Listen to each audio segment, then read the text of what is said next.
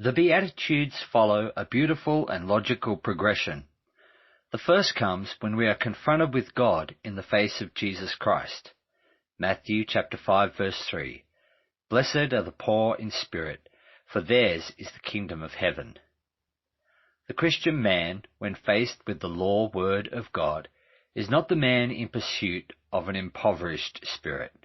He is the man who recognizes his poverty. He does not set about to project an impoverished spirit. He does not project poverty, he acknowledges it. This leads him to mourn, and in that mourning Christ comforts him with the gospel of grace, saying, "Neither do I condemn you. Go in peace." All war, all disunity, is triggered by the assertion of the self. The meek are done with that. They are through defending themselves because they no longer see anything in themselves worth defending. But looking at the lives of Paul, David, Moses, Jeremiah, and others, far from being evidence of weakness, meekness is evidence of power.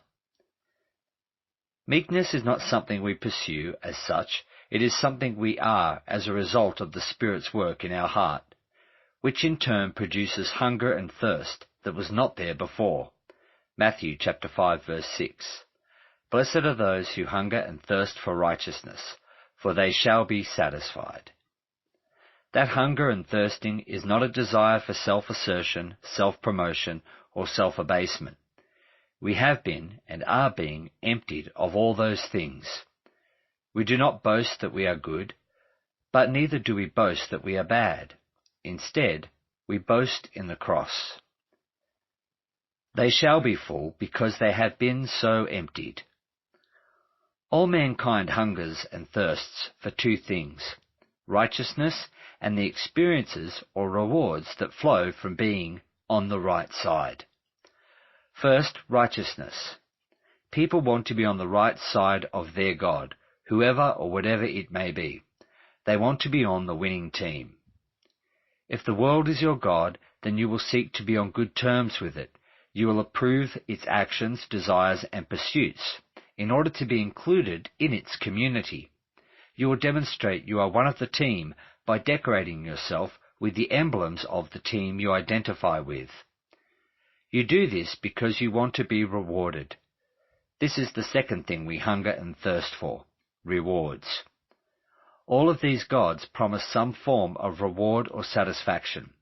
They promise an experience, a way of life that they want you to believe will satisfy your hunger and thirst. And so, having identified the God we think will satisfy us, we work hard to be approved by that God and all of its followers. We do that by participating in its forms of life and worship, whether it's drugs, immorality, face paint, family, food, friendships, power, or money.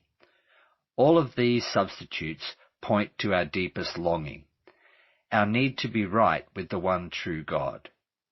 We also want to experience God. We want to be on good terms with God, and we want to experience a relationship with Him in all of its fullness and joy. Like all other aspects of the Christian life, this concept is woven into the very fabric of creation. I hunger and thirst, and hunger and thirst, and am satisfied again and again. Our eating habits reflect the nature, promise, and outcome of this beatitude.